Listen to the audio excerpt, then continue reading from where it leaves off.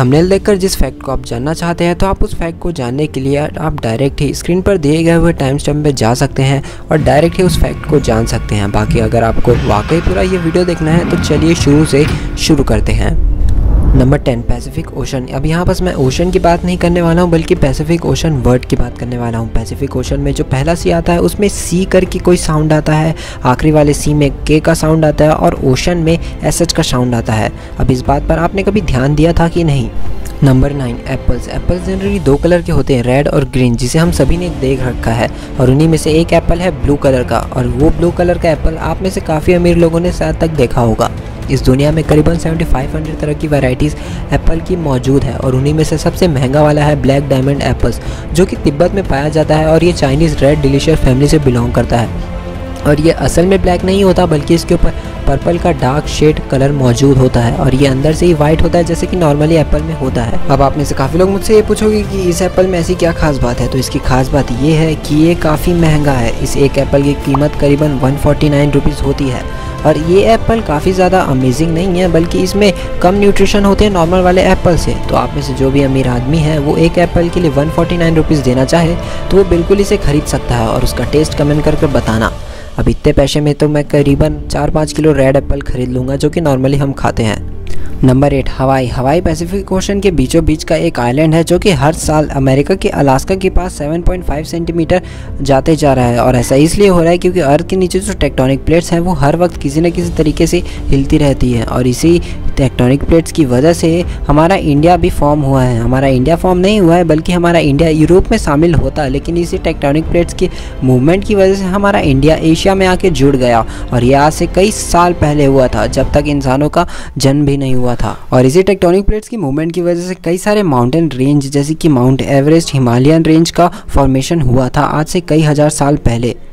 Number 7, world's longest traffic jam. ये बात है चाइना की 2010 में जब NH 110 नाम का हाईवे में करीबन एक बहुत ही लंबा ट्रैफिक जैम वहाँ पर लग गया था। वो ऐसा इसलिए हुआ था क्योंकि वहाँ पर कुछ लोगों ने अपनी गाड़ी को बिल्कुल ही अजीब तरीके से पार्क कर दिया था जिसकी वजह से गाड़ी आती गई और वहाँ पर एक बहुत ही बड़ा जैम क्रिएट हो गया। और यहाँ पर जब एक कार को कम से कम 100 किलोमीटर चलने के लिए 3 दिन का समय लग रहा था और इसमें वैसी 1000 कार्स थी, तो इसे क्लियर करते करते करीबन वहाँ के ऑफिसर्स को 12 दिन का समय लग गया। Number 6, elephant. एलिफेंट एक ऐसे मैमल है जो कि अपनी पूरी ज़िंदगी में एक सेकंड के लिए भी अपने चारों पैर हवा पर नहीं मिला सकते। जैसे कि अब आप एग्जांपल लीजिए, जब भी कोई एनिमल 4 पैर वाला दौड़ता है, भागता है, तो एक सेकंड ऐसा आता है जहाँ पर उसके चारों पैर हवा में ही होते हैं। फिर चाहे आप एग्जांपल डॉग की ले लो, चीता की ले लो, लायन की ले लो, टाइगर की ले लो, जितने भी 4 पैर वाले एनिमल हैं वो दौड़ते वक्त अपना चारों पैर एक सेकंड के लिए भी हवा में उठाते हैं, लेकिन एलिफेंट इतना भारी भरकम होने की वजह से उसका चारों पैर एक सेकंड के लिए भी हवा में नहीं उठता, वो हमेशा ही ज़मीन से जुड़े हुए रहते हैं। नंबर 5, अब ये जो मैं स्टोरी बताने वाला हूँ ये हो सकता है आपको थोड़ा सा हॉरर लगे, तो इससे पहले ये पीछे का बैकग्राउंड म्यूज़िक चेंज करते हैं। चलिए, अब जब एक पायलट अपना प्लेन उड़ाता है तो उन्हें कई सारी चीज़ों का ध्यान रखना होता है जैसे कि मौसम हो गया और आसपास का माहौल और प्लेन की स्पीड भी, जो कि नॉर्मल बात है, पायलट का काम ही वही है। लेकिन हर बार हर पायलट की किस्मत उतनी अच्छी नहीं रहती जिसकी वजह से उन्हें काफ़ी सारी मुसीबतों का सामना करना पड़ जाता है किस्मत ख़राब होने की वजह से। तो एक बार कुछ ऐसा ही होता है एक पायलट के साथ। एक पायलट अपने प्लेन को लेकर जा रही होते हैं कि अचानक ही सामने का मौसम काफ़ी ज़्यादा ख़राब हो जाता है और उनका रेडियो भी काम करना बंद कर देता है। उस प्लेन के अंदर काफ़ी सारे पैसेंजर मौजूद हैं, क्रू मेंबर मौजूद है और एक पायलट का काम यही रहता है कि प्लेन को किसी भी तरीके से सेफली लैंड करा देना। लेकिन ये काम उतना आसान नहीं जितना दिखता है। तो इस प्रकार जब फाइनली उस रेडियो का काम करना बंद हुआ तो उन्हें दिशा पता करने में काफ़ी ज़्यादा प्रॉब्लम हो जा रहा था। उन्हें ये पता नहीं चल पा रहा था कि अब प्लेन को लेकर कहाँ जाना है।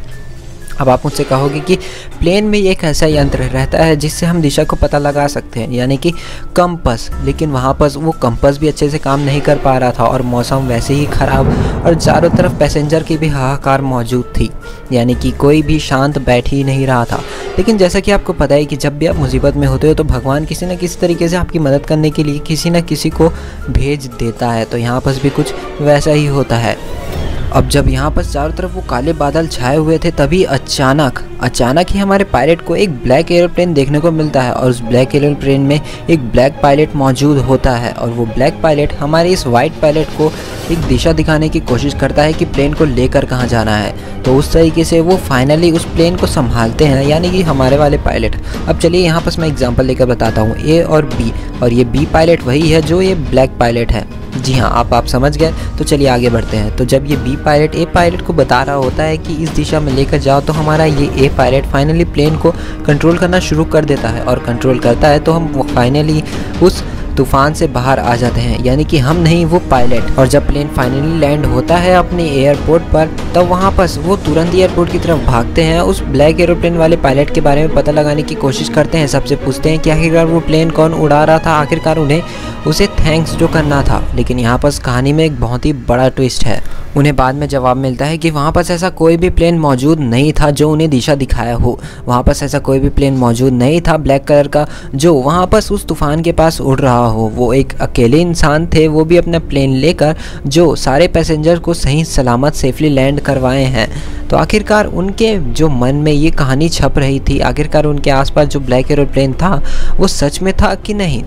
अगर मैं बताऊं तो ये ऐसा बिल्कुल भी नहीं था। उनका एक मानसिक ऐसा प्रॉब्लम हो गया था, उन्हें ऐसा लग रहा था कि वहाँ पर एक ब्लैक कलर का एरोप्लेन है, लेकिन वहाँ पर ऐसा कोई भी एरोप्लेन मौजूद नहीं था। लेकिन फिर भी उनसे जब पूछा गया बाद में क्या वहाँ पर सच में ब्लैक कलर का एरोप्लेन था, तो वो हमेशा यही बता रहे थे कि हाँ, वहाँ पर एक ब्लैक कलर का एरोप्लेन था जिसके अंदर एक पायलट थे और उन्होंने उसे वो दिशा भी बताई और उन्होंने कुछ सेकंड के लिए उस तूफान में बात भी किया इशारों में। इस पे आपकी क्या राय है ये आप कमेंट कर ज़रूर बता देना। और ऐसा कुछ भी स्टोरी आपने एक्सपीरियंस किया हो या फिर आपको पता हो तो अगर आप कमेंट में शेयर करना चाहते हैं तो वो कर देना। नंबर 4, 24 नवंबर 2021 को अभी स्पेसएक्स ने एक रॉकेट लॉन्च किया जिसमें एक डबल एस्ट्रॉयड रिडायरेक्शन टेस्ट का इक्विपमेंट था। अब ये इक्विपमेंट और कुछ नहीं बल्कि एक लैंडर ही है जो कि एक एस्ट्रॉयड के ऊपर लैंड किया जाएगा और उसमें एक बॉम्ब ब्लास्ट करवाया जाएगा। उस बॉम्ब ब्लास्ट की वजह से उस एस्ट्रॉयड का जो पाथ है उसमें काफ़ी सारे चेंजेस आएंगे, क्योंकि जब एस्ट्रॉयड एक लीनियर पाथ में चल रहा होगा तो इस बॉम्ब ब्लास्ट की वजह से उसका पाथ बिल्कुल ही चेंज हो जाएगा। और ये डबल एस्ट्रॉयड रिडायरेक्शन टेस्ट के ऊपर मैंने एक पर्टिकुलर वीडियो बना रखा है। लेकिन आखिरकार इस टेस्ट से हमें पता क्या चलेगा, तो देखिए, अगर ये टेस्ट सक्सेसफुल रहा तो भविष्य में जब भी किसी एस्ट्रॉयड का अर्थ के ऊपर खतरा रहेगा तो हमारे स्पेसएक्स मतलब कि हमारे नासा वाले को ये पहले ही से ही पता रहेगा और इसकी वजह से कई महीने पहले ही इस तरह के रॉकेट लॉन्च कर दिए जाएंगे। अब देखिए, फ्यूचर में तो लेज़र टेक्निक के सैटेलाइट्स आने वाले हैं जिसकी वजह से एस्ट्रॉयड कई दूर रहेगा तो भी उस पर लेज़र की मदद से अटैक किया जाएगा। और इस डबल एस्ट्रॉयड रिडायरेक्शन टेस्ट का हर स्पेस लवर के लिए काफ़ी बड़ा महत्व रखता है ये टेस्ट। नंबर 4, यूनिवर्स की क्रिएशन से ही इस पूरे यूनिवर्स में कई प्रकार के किसी न किसी तरीके से प्रीशियस मेटल हमें देखने को मिलते ही हैं। जैसे कि अर्थ में कई प्रकार के प्रीशियस मेटल मौजूद हैं और उन्हीं में से है एक गोल्ड। तो ये माना जाता है कि अर्थ के कोर में इतना सारा गोल्ड मौजूद है कि अगर हम उसे बाहर निकाल लें तो हम अर्थ को करीबन 1.5 फीट गोल्ड से ढक सकते हैं। और ये फैक्ट क्या आपको पता था? नंबर 2, एक बार क्या हुआ था कि मैकडोनल्ड, वर्ल्ड फेमस मैकडोनल्ड ने, जो कि इतनी बड़ी फूड मेकिंग कंपनी है, उन्होंने एक बार ऐसा किया था कि उन्होंने एक ब्रोकली बना दी थी, वो भी बबल गम फ्लेवर्ड वाली। अब ये ब्रोकली वही है, ये हरी गोभी, जिसे हम हरी गोभी के नाम से ही जानते हैं लेकिन इसे ब्रोकली कहा जाता है। तो जब मैकडोनल्ड ने ये काम किया तो बच्चों को वो पसंद आने की जगह वो इसके टेस्ट में काफ़ी ज़्यादा कन्फ्यूज़ हो गए थे, जिसकी वजह से ये पूरी तरीके से फ्लॉप हो गया। अब फाइनली फैक्ट नंबर 1, ये फैक्ट है, ये स्टोरी है छोटी सी, इसलिए मैंने इसे नंबर 1 पे रखा। एक बार एक बच्चे ने एक बहुत ही बड़ा काम कर दिखाया था, मतलब कि ऐसा भी नहीं बल्कि बेवकूफ़ी ही थी। उसने कहा था कि हमारे स्कूल से डाईहाइड्रोजन मोनोऑक्साइड नाम के केमिकल को बैन कर देना चाहिए। और क्या आपको पता है कि ये डाईहाइड्रोजन मोनोऑक्साइड क्या होता है? ये कुछ नहीं बल्कि H2O यानी कि पानी होता है। अब ये बात उसने क्यों की थी ये वही जाने और उसके माँ बाप जाने।